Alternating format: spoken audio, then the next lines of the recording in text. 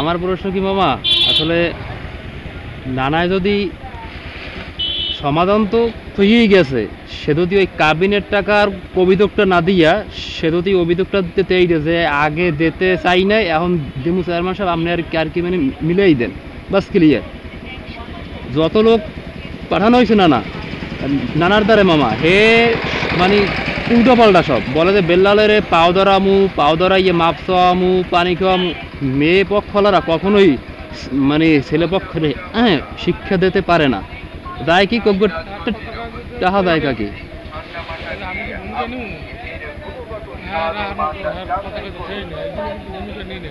বুঝতে পারছি। বিষয়টা বুঝেন নাই, কারণ আমি তালাকটা দেওয়ার আগে নানায় আমারে বলছে যে আমি নাতি দেবো না, তালাক বেল্লালে দিয়ে দেবো, তালাক বেল্লালে দিয়ে দেবো, বারবার না অনেকবার সে আর কি বলছে আমারে। থাকা অবস্থায় হাতে হাতে ধরছি একেবারে ল্যাং অবস্থায় ভিডিও করে দেখছি, ভিডিও করে আমার দ্বারে আছে, কোথাও যেগুলো দেখাই নাই আমি বুঝছি। তারপরেও হ্যাঁ গো নরম হওয়া উচিত ছিল, গেছি দেখতে, সেখানে বসে তার ফুফাতো ভাই ঝাঁকির আমাকে মারবে ধরবে হুমকি দেবে। আমি ঘরে এসে নানার দ্বারা বলছি, নানায় বলছে কি ঠিক আছে ব্যাপারটা আমি আর কি মানে দেখতে আছি।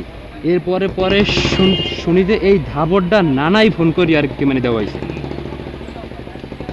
তারপর আমরা 20-16 জন লোকেরা নিতে আইছি। একটা মানুষের বিরুদ্ধে এরকম খালি খালি এত করে কেমন? হ্যাঁ কই তাহলে কই মানে আমাদের প্রমাণ আছে সব, অস্বীকারের মতো কোনো লাইন নেই। আমার লগে শেয়ার করিয়া রাখ তাড়াতাড়ি ভালো না বলো সারাসারি আমি তো চাই না। সে নানায় বলছে যে বেল্লালিয়া ছাড়িয়ে দুক দিয়ে দুক, তালাক দেবো না দেবো না। আমার সাথে খেয়ে দে কই আমার মাকে বারবার ফোন দেবো কা খারায় কেরম আমার ওই শাশুড়ি রেকর্ড আছে আমার দ্বারা, ফোনে সমস্ত কথাগুলো রেকর্ড আছে আমার দ্বারে।